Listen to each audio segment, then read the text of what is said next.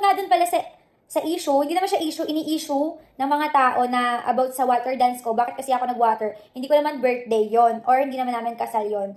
So yung sayaw ko guys, sinayaw ko siya after party na, dulong-dulo na talaga ako sumayaw. Kaya kung makikita yung sinasabi ng ibang vlogger na ang tagal ko daw sumayaw, akala nila ako nasasayaw pero sumayaw pa si Wamos Awit. So dulong-dulo na siya, dulong part na siya ng program. And as in, tapos na lahat ng mga mascot, magician. Antoinette Gail de Rosario, nilinaw na after party na siya sumayaw noong birthday ni Baby Meteor. Aminado si Antoinette Gail na hindi daw angkop sa children's party ang kanyang sayaw.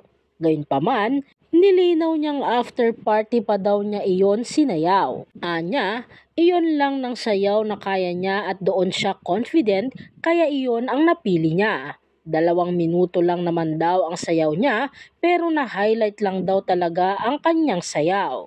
Anya, naintindihan niyang mga gumagawa ng content tungkol sa kanya. Pero kapag dinamay na ang anak nilang si Meteor ay ibang usapan na daw iyon dahil hindi niya hahayaang madamay ang anak niya. Samantala, usap-usapan sa social media ang mga ibinahaging post ng internet personality na si Antoinette Gail matapos itong isugod sa ospital.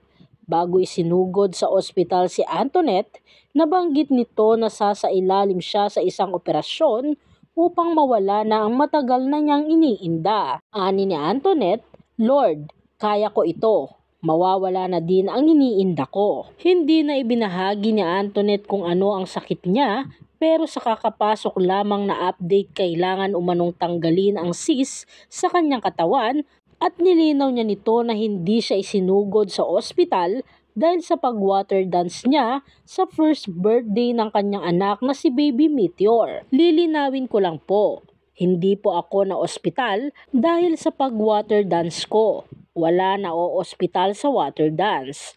Exercise nga po yun, ani ni Antoinette sa kanyang quick live. Itong linggo, January 21, ipinagdiwang ng Wamonet ang first birthday ng kanilang anak na si Baby Meteor.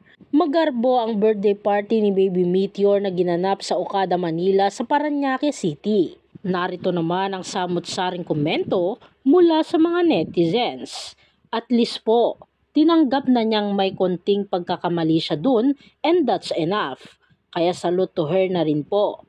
Lahat naman tayo nagkakamali. Importante lang marunong ka tumanggap ng pagkakamali. Okay lang Tonet, huwag na dibdibin. Let's move on. Get well.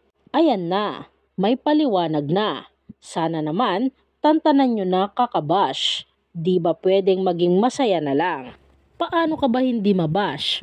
Okay lang sana kung ordinary sayaw mo parang laswa.